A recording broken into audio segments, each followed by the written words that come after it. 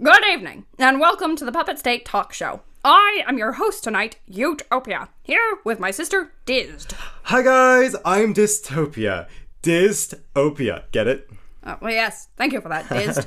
Tonight, we'll be discussing the concepts of utopia and dystopia, and how we create or escape societies described as such. Yes, but what is utopia and what is dystopia? Well, in The Three Faces of Utopianism Revisited, Lyman Sargent describes utopianism as a form of social dreaming, or a way to imagine a better life. In other words, utopianism is a process for change. It is the ability to look at the present and envision a better future. We are here today to ask how people have imagined ways to create utopia. Or how to destroy dystopia. We will focus on the roles of technology, ideology, and revolution in construction and destruction of alternative societies. Joining us today to talk about some of the original concepts of utopia and the social contract theory are the Hobbesian man in his natural state and the Lockean man in his natural state. Salutations. Hello! So, Lockman, what is the social contract theory? This is the idea that individuals enter into society under an agreement with their governing body. Before this, we roam the world as productive creatures, getting along with our friends and generally being wonderful. You can see that I am a man in his natural state because of my fig leaf and my pleasant demeanor. So why would you leave this wonderful natural state and enter society at all? For convenience's sake, we are productive creatures. That is how we move in the world. Unfortunately, this is an inefficient system, and we require a limited amount of help from a governing body. With you so far, Lockman, but what kind of government is needed? And how does this fit in with utopianism? The social contract theory is the first time that anyone considered that governments and societies could be created to maximize human potential. John Locke... That was weird. Huh? Anyway, he wrote that the role of the government is only to protect property. Anything else is up to the individuals entering into the social contract. This is why we see that if a society is capable of being built, perhaps we could build the perfect one. So we as conscious individuals construct our own society and limit the government in such a way as to facilitate the ease of production?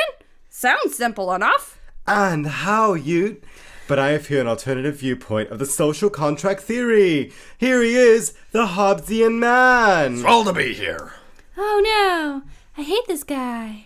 What this hippie fails to describe to you is that man in his natural state is anything but rational and productive.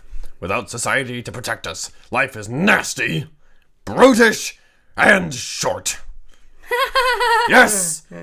Without restriction, we live in complete anarchy! And this is why we enter a social contract. Not for convenience's sake, but for protection. Oh my, this is all very exciting. So what kind of society is the best society? Without society, man has unlimited natural freedoms. That sounds great. Oh, really? Without restriction, I have the freedom to do this. Ha! Yes! You don't like that, do you? What would have stopped me? Perhaps a penal system would be rather nice. We gain security by subjecting our individual freedoms to a sovereign protector. So, absolute government is the only way to ensure protection from ourselves? Absolutely. You can see how some would see this as an oppressive, restricting, and dystopian society. Yeah, but I have a solution to that. According to John Locke... There it is again. That's so weird. The citizens of any society have the right, nay, the duty, to tear down an oppressive government and build anew.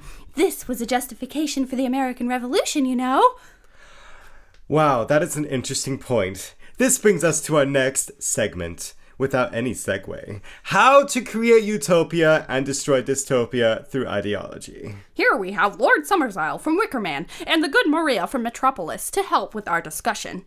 Hello? Hi there! So, how can you create utopia through ideology, Lord Summerisle? Summerisle. Well, in my island, you see that we live in a very peaceful, prosperous life. We have no crime, disease, or famine so long as we fulfill our own social contracts. And what is that? Human sacrifice.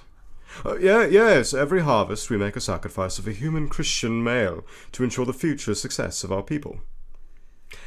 I see. So you're demonstrating the idea that utopia is a constant process rather than a specific place. Precisely. As in Ruth Levitas, the concept of utopia, which also describes utopianism as the expression of desire itself, we create utopia through the process of realizing our desire for a stable and fruitful future, and ensure said utopia through the brutal human sacrifice. I see. But I don't see how ideology has anything to do with this. Well, we practice a form of paganism that dictates our societal values. We farm, dance, and murder according to our ideology. This, in turn, ensures the utopian society that we enjoy. You can see ideology being used to create better societies throughout history. Communism, Marxism, socialism, and capitalism all promise a better future through today's human sacrifices. You know, I'm not too sure about that last one. To each his own, I'm sure. By the way, you look like a good Christian gent. Let's move on to the next guest. Here we have the good Maria from the film Metropolis, and she apparently used ideology to escape a dystopic society. Hello! Yes, I was instrumental in reconciling the hand and the head by manipulating the actions of the heart. Reconciling the hand and the head by manipulating the actions of the heart.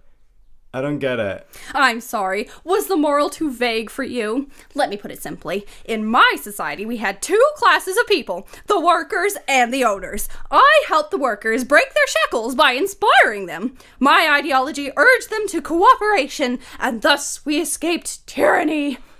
Oh, I see. So, you use your ideology of peace and brotherhood to rescue the oppressed. Although some would say that it was the work of your counterpart, the bad Maria, that orchestrated this liberation. What a perfect segue! This segues into our next segment perfectly. Escaping and creating through technology. Hello, I am the robot double of Maria. Oh no, not her! I don't like her one bit! So, bad Maria Robot Double, tell us about your part in escaping dystopia. I was created to seduce the oppressors and to incite the oppressed into rebellion. And how did you do this? By impersonating Maria, of course. I simply adopted her mannerisms and used her image to sow revolution and destruction. Oh, may we see this impersonation? Of course. Here I am.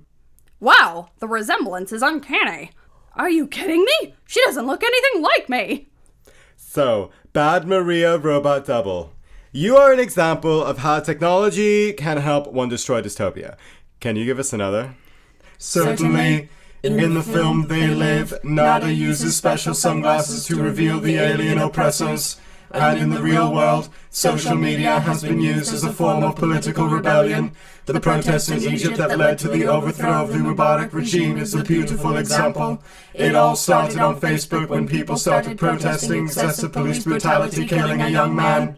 I see. And what about creating utopia through technology? Well, to answer that question, we have another iconic figure. Data from Star Trek The Next Generation! Hello, I am Data, a fully functioning humanoid android. I'm here to describe the role of technology in creating utopia. Yes, we just said that. My apologies. Technology is very useful for making a better future. In my universe, the human society under the Federation can be described as utopian because technology has eliminated need. Food, clothing, and shelter are all capable of being instantly materialized with replicators. Consequently, humanity has expanded far beyond its solar system, leading to a culture of great expansion. So, why are you just a cardboard on a stick? Because I am a projection, a hologram, if you will. Cardboard on a stick is the best I can do in this situation. That's perfectly alright, Data. So where can you find technology leading us to utopia in the real world? Technology is instrumental in ensuring a better future, and this has always done so. Look at your advancements in medicine, energy, and information. People 50 years ago couldn't even dream of having a computer in their own home, let alone their pocket. Technology has led to mass communication and an incredible expansion of culture and ideas. If utopia is a process, technology is certainly the greatest drivers in achieving desire. Wow, that's deep. Thank you. I think. Thank you, Data. That was wonderful.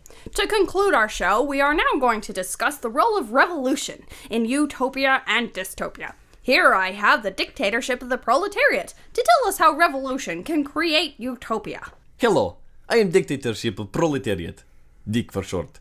Through glorious Marxist revolution, we have overthrown the capitalist oppressors and created utopia, socialism. Ah, socialism?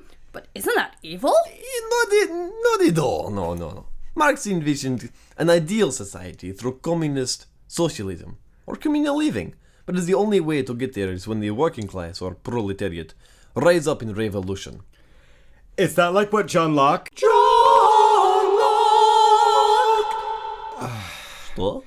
Is that like what that one guy said? Revolution is not only inevitable, but also beneficial? Da. Marx argued that the transition from capitalism to communism would only be realized when the working class rose up in revolution.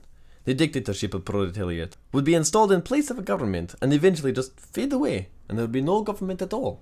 So you create your concept of utopia through violence? That sounds great! Oh, you see it all throughout history. The American Revolution, the French Revolution, the Communist Oh, you have not seen this yet. Forget I say anything.